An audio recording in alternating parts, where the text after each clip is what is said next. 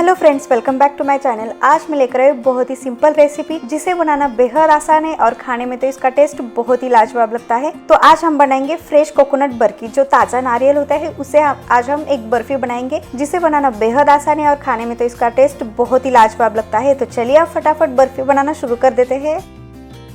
ताजे नारियल की मुलायम बर्फी बनाने के लिए यहाँ पे मैंने एक ताज़ा नारियल लिया है। इसे अच्छे से फोड़ के इसका पानी अलग निकाल दिया है और यहाँ पे मैंने छोटे बड़े टुकड़े में इसे कट कर लिया है।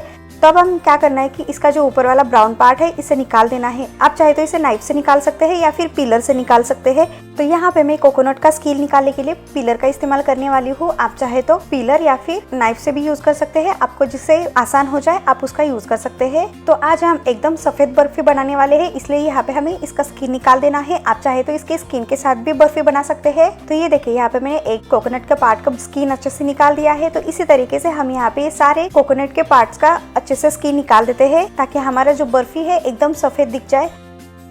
तो ये देखिए, यहाँ पे मैंने सारे ताजे नारियल के पार्ट्स का स्किन अच्छे से निकाल दिया है और इसे एक बार मैंने अच्छे से वॉश भी कर लिया है ताकि इसके ऊपर का जो भी स्किन है वो पूरी तरीके से निकल जाए और दिखने में एकदम परफेक्टली व्हाइट दिखे। तो अब हम यहाँ पे इसे ग्रेट कर लेते हैं। तो ये देखिए, इस तरीके से छोटा ग्रेटर या फिर बड़ा ग्रेटर रहता है। तो आज हम इसे छोटे ग्रेटर से ग्रेट कर लेते हैं ताकि हमारी जो बर्फी है एकदम सॉफ्ट और एकदम बारीक दिखे। तो ये देखिए, यहाँ पे हमें एक छोटा टुकड़ा लेना है और इसे अच्छे से ग्रेट कर लेना है। जो छोटा वाला पार्ट है इसके ऊपर हमें अच्छे से ग्रेट कर लेना है। आप चाहे तो ताजे नारियल के बारीक टुकड़े करें और उसके बाद आप इसे मिक्सर जार में डाल के इसे अच्छे से पीस भी सकते हैं। इससे भी बहुत फाइन पाउडर बनके तैयार हो जाता है। लेकिन नारियल की जो बर्फी होती है वो धागे में यानी इस तरीके से ग्रेट करने के बाद जो नारियल दिखता है वो बहुत ज़्यादा टेस्टी दिखता है और अगर आप उसकी बर्फी बनाते हो खाने में और देखने में बहुत ही बढ़िया दिखता है। तो इसलिए यहाँ पे मैंने आज ग्रेट करके बर्फी बनाया है। अगर आपको ग्रेट करने में दिक्कत आ रही है तो आप इसे सिंपली मिक्सिंग जार में डाल के भी बना सकते हैं, उससे भी बहुत ही बढ़िया बर्फी बनती है। तो ये देखिए, यहाँ पे मैंने एक टुकड़े को अच्छे से ग्रेट कर लिया है और ग्रेट करने के बाद यहाँ पे आप देख सकते हैं कि दिखने में कितना परफेक्टली दिखने लगा है। तो इसी तरीके से यहाँ पे हम ये सारे ताजे नारियल के टुकड़े को अच्छे से ग्रेट कर लेते हैं। तो इसी तरीके से हमें इसे अच्छे से ग्रेट कर लेना है। तो ये देखिए, यहाँ पे मैंने सारे नारियल के टुकड़े को अच्छे से ग्रेट कर लिया है और यहाँ पे ये कप से मापा तो 4 कप है। तो ये देखिए, यहाँ पे जो ये मेजरिंग कप है इससे मैंने यहाँ पे मापा है अच्छे से।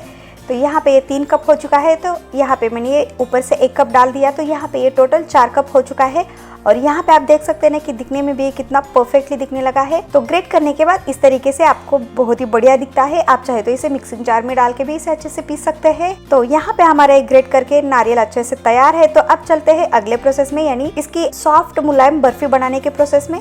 तो सबसे पहले हम बर्फी जमाने के लिए एक प्लेट लेते हैं। आप चाहे तो यहाँ पे कोई भी टीन ले सकते हैं या फिर बॉक्स भी ले सकते हैं। तो यहाँ पे मैंने एक स्टील का प्लेट लिया है।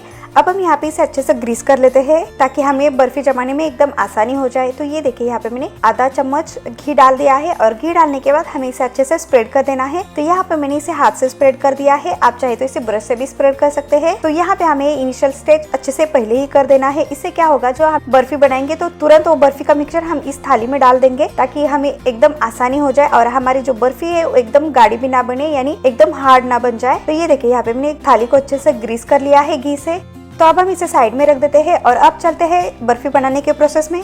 मलाईदार बर्फी बनाने के लिए यहाँ पे मैंने 4 चम्मच मिल्क पाउडर लिया है। आप चाहे तो कोई भी ब्रांड का मिल्क पाउडर ले सकते हैं। और यहाँ पे मैंने लिया है 2 कप चीनी। तो 4 कप ग्रेट किया हुआ नारियल था, तो इसके लिए यहाँ पे मैंने आधा पोर्शन लिया है, यानी 2 कप लिया है और साथ में ही लिया है 1 कप दूध। तो यहाँ पे मैंने फुल फैट वाला क्रीम लिया है। तो अब चलते हैं अगले प्रोसेस में। हलवाई स्टाइल बर्फी बनाने के लिए यहाँ पे मैंने एक कढ़ाई लिया है। कढ़ाई को अच्छे से गर्म कर लेते हैं मीडियम फ्लेम पे। कढ़ाई गर्म हो जाने के बाद हमें इसमें डाल देना है 1 चम्मच घी। घी डालने के बाद हमें इसे अच्छे से स्प्रेड कर देना है। तो ये देखिए, यहाँ पे मैंने घी को भी अच्छे से स्प्रेड कर दिया है और यहाँ पे हमारा जो घी है वो भी अच्छे से मेल्ट हो चुका है। अब इसमें हम डाल देते हैं ग्रेट किया हुआ ताज़ा नारियल। तो यहाँ पे हमें ये पूरा 4 कप ताज़ा नारियल डाल देना है। अब हमें यहाँ पे फ्लेम को लो टू मीडियम कर देना है और इसे अच्छे से मिक्स कर देना है घी के साथ। घी डालने से जो बर्फी बनेगी वो बहुत ज़्यादा शाइनी बनेगी और इसका टेस्ट भी बहुत ही बढ़िया आता है। और अब हमें यहाँ पे इसे 3 से 4 मिनट तक लो टू मीडियम फ्लेम पे अच्छे से भून लेना है ताकि इसमें से जो भी मॉइस्चर है वो कम हो जाए और घी का भी टेस्ट बहुत ही बढ़िया आ जाए बर्फी में। तो यहाँ पे मुझे ये स्पून से दिक्कत आ रही थी मिक्स करने में, तो इसलिए यहाँ पे मैंने स्पून को चेंज कर दिया है और इसे हम अच्छे से मिक्स कर देते हैं। तो याद रहे कि हमें इसे कंटिन्यूसली लगातार चलाते हुए मिक्स करना ही, नहीं तो ये नीचे से जल सकता है और बर्फी का कलर भी थोड़ा सा चेंज आ सकता है। तो याद रखना है कि हमें यहाँ पे इसे 3 से 4 मिनट तक अच्छे से भून लेना है ताकि इसमें से पूरा मॉइस्चर खत्म हो जाए। तो ये देखिए यहाँ पे 3 मिनट हो चुका है और यहाँ पे आप देख सकते हैं ना कि जो नारियल है थोड़ा सा ड्राई भी हो चुका है। तो ये देखिए यहाँ पे हाथ लगाने के बाद भी ये पूरी तरीके से ड्राई दिखने लगा है। तो इस स्टेज पे हम डाल देते हैं 1 कप दूध। तो दूध डालने के बाद भी हम इसे अच्छे से मिक्स कर देते हैं और दूध को 1 मिनट तक अच्छे से पका देना है। तो यहाँ पे दूध 1 मिनट तक अच्छे से पकने के बाद हम इसमें डाल देते हैं 4 चम्मच मिल्क पाउडर। मिल्क पाउडर डालने से इसका एक बहुत ही बढ़िया टेस्ट आता है और एकदम पेड़े जैसा लगता है। दूध डालने से जो बर्फी बनेगी एकदम वाइट बनेगी और मिल्क पाउडर डालने से जो बर्फी बनेगी ना वो एकदम खोए जैसी बनेगी। तो इसलिए यहाँ पे आप मिल्क पाउडर को भी स्किप ना करें और दूध को भी ना स्किप करें। तो अब हम यहाँ पे इसे मीडियम टू हाई फ्लेम पे 3 से 4 मिनट तक अच्छे से भून लेना है, यानी पका लेना है, या फिर तब तक पकाए जब तक जो नारियल है इसमें से पूरा दूध खत्म हो जाए यानी सूख जाए। तो ये देखिए यहाँ पे 3 से 4 मिनट हो जाने के बाद यहाँ पे आप देख सकते हैं कि नारियल में से पूरा दूध अच्छे से सूख चुका है यानी अब्सॉर्ब हो चुका है। और इस स्टेज पे हम डाल देते हैं चीनी। तो यहाँ पे मैंने 2 कप चीनी लिया है। तो यहाँ पे हमें प्रोपोर्शन याद रखना है कि 4 कप ग्रेट किया हुआ नारियल था, तो इसके लिए यहाँ पे मैंने 2 कप का इस्तेमाल किया है चीनी। अगर आपको मीठा ज्यादा पसंद है तो आप चीनी और थोड़ा सा बढ़ा सकते हैं, या फिर चीनी की क्वांटिटी कम या ज्यादा आप अपने पसंद के हिसाब से या फिर टेस्ट के हिसाब से कर सकते हैं। चीनी डालने के बाद भी हमें इसे अच्छे से एक बार मिक्स कर लेना है। याद रहे कि हमें यहाँ पे फ्लेम को मीडियम टू हाई रखना है और इसे लगातार चलाते हुए मिक्स कर लेना है ताकि हमारा जो बर्फी का प्रोसेस है एकदम फटाफट बन जाए। जैसे ही यहाँ पे ये चीनी पूरी तरीके से मिक्स हो जाता है तो फिर से हमारा जो मिक्सचर है वो लिक्विड फॉर्म में आ जाता है। तो इसे अच्छे से पकाना है, हमें तब तक पकाना है जब तक ये जो मिक्सचर है पूरा ड्राई हो जाए, यानी इसका एक गोला अच्छे से तैयार हो जाए, तब तक हमें इसे अच्छे से पका लेना है। तो इस प्रोसेस के लिए हमें यहाँ पे 5 से 6 मिनट लग सकते हैं। तो हमें यहाँ पे इसे लगातार चलाते हुए मिक्स करना है, नहीं तो यहाँ पे आप इसे बीच बीच में चला सकते हैं, क्योंकि इसमें जब भी ये लिक्विड फॉर्म में होता है तो नीचे से जलने के चांसेस नहीं रहते हैं। तो इसके लिए आप यहाँ पे 1-2 मिनट के बाद भी इसे चला सकते हैं, लेकिन याद रहे कि हमारा जो मिक्सचर है वो जले नहीं तो इसका कलर और टेस्ट भी चेंज आ सकता है। तो हमें इसे मीडियम टू हाई फ्लेम पे लगातार चलाते हुए मिक्स कर लेना है।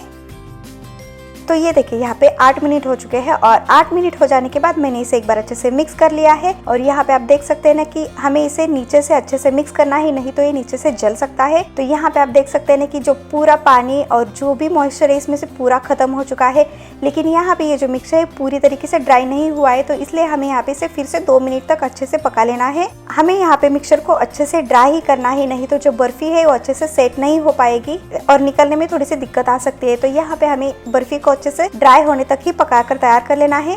अब लास्ट में जब इसमें से पूरा मॉइस्चर खत्म हो जाता है तो इसके लिए यहाँ पे हमें कंटिन्यूसली चलाते हुए मिक्स करना है, नहीं तो जो बर्फी का कलर है वो पूरी तरीके से चेंज आ सकता है।